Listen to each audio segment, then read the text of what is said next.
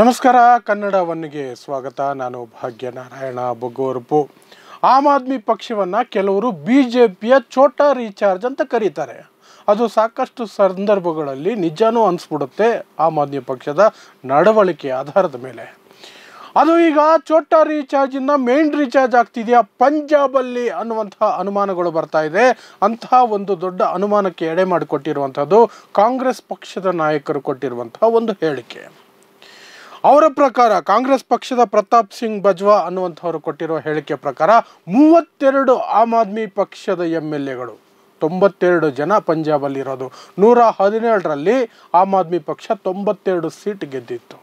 92ರಲ್ಲಿ 32 ಜನ ಆಮ್ ಆದ್ಮಿ ಪಕ್ಷದ MLAಗಳೇನಿದ್ದಾರೆ ಅವರು ಕಾಂಗ್ರೆಸ್ಸಿನ ಸಂಪರ್ಕದಲ್ಲಿದ್ದಾರೆ.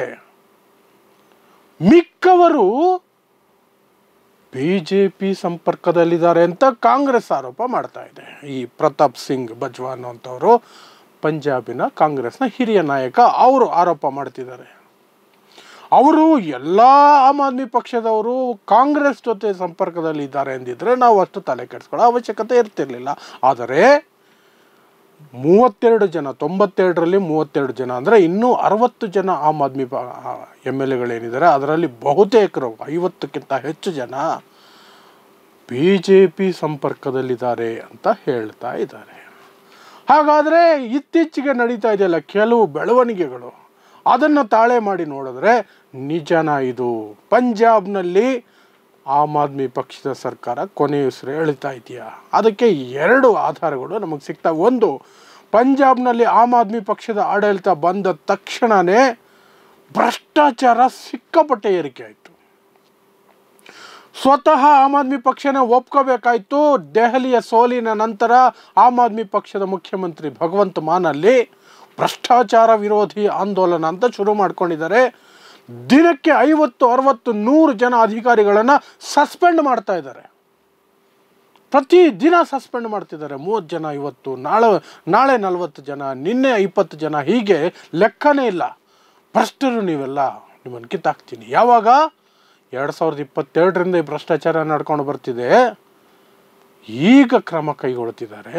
ಯಾಕೆಂದರೆ ದೆಹಲಿಯಲ್ಲಿ ಹೀನಾಯವಾದ ಸೋಲಾಯಿತು. ನಿಮಗೆ ಗೊತ್ತಿದೆ, 70ರಲ್ಲಿ ಆಮ್ ಆದ್ಮಿ ಪಕ್ಷ ಗೆದ್ದಿದ್ದು ಕೇವಲ 22 ಸೀಟು.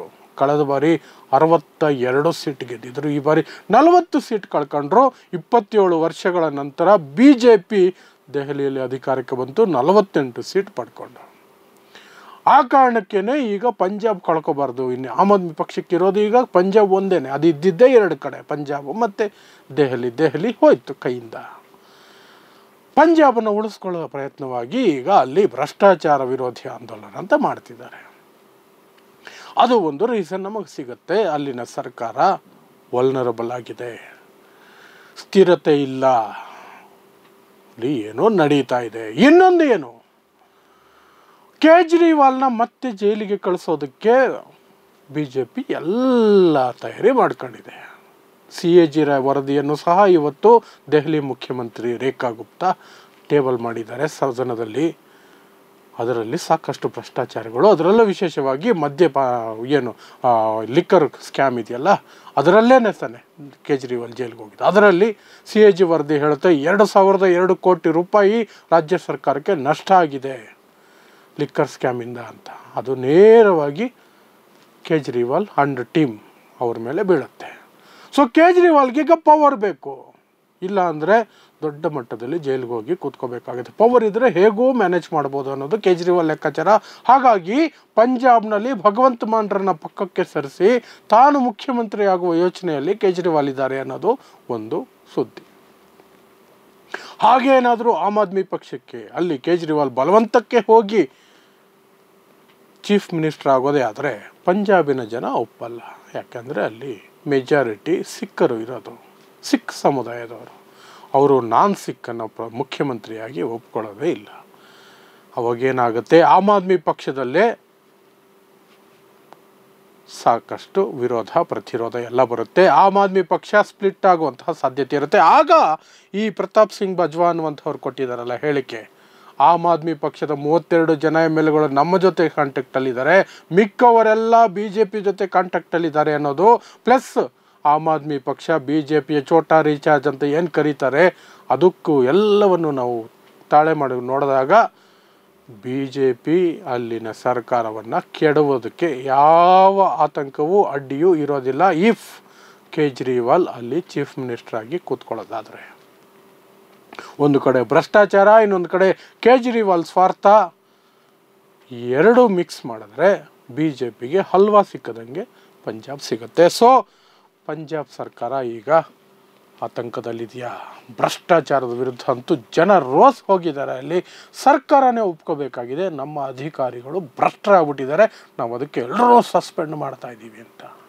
ಆ ಮಟ್ಟಕ್ಕೆ ಭ್ರಷ್ಟಾಚಾರ ಆಗ್ಬಿಟ್ಟಿದೆ. ಆಮ್ ಆದ್ಮಿ ಪಕ್ಷ ಭ್ರಷ್ಟಾಚಾರ ವಿರೋಧಿ ಆಂದೋಲನದಿಂದ ಬಂದ ಆಮ್ ಆದ್ಮಿ ಪಕ್ಷದ ಪಂಜಾಬ್ ಸರ್ಕಾರ ಆ ಮಟ್ಟದಲ್ಲಿ ಭ್ರಷ್ಟಾಚಾರದಲ್ಲಿ ಮುಳುಗೋಗ್ಬಿಟ್ಟಿದೆ.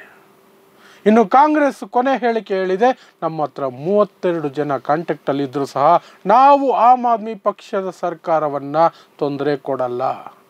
ತೊಂದರೆ ಕೊಡಬಹುದಾಗಿರುವಂತಹದ್ದು BJP, ಅದರ ಬಗ್ಗೆ ಎಚ್ಚರ ಇರಲಿ ಅಂತ ಮಾತ್ರ ಕಾಂಗ್ರೆಸ್ ಹೇಳಿದೆ. ಆದರೆ ಅಧಿಕಾರ ಕೈಗೆ ಸಿಗುತ್ತೆ ಅಂದರೆ ಯಾರೂ ಸಾಚಗಳಲ್ಲ.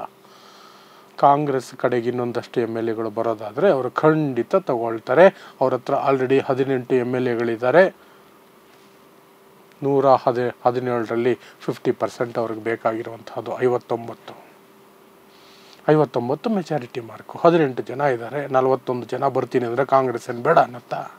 ಅದೆಲ್ಲ ಸುಮ್ಮನೆ ಡೈಲಾಗು, ನಾವು ಕೆಡವಲ್ಲ ಅಂತ ಹೇಳ್ತವ್ರೆ ಅಷ್ಟೇ. ಆದರೆ ಹೆಚ್ಚು ಆಮ್ ಆದ್ಮಿ ಪಕ್ಷದ MLAಗಳು BJP ಕಾಂಟ್ಯಾಕ್ಟಲ್ಲಿ ಇದ್ದಾರೆ ಅಂತ ಕೇಳಿಬರ್ತಾ ಇದೆ. ನೋಡ್ತಾ ಇರಿ ಸಮಾಜಕ್ಕಾಗಿ ಕನ್ನಡ 1 ನ್ಯೂಸ್. ನಮಸ್ಕಾರ.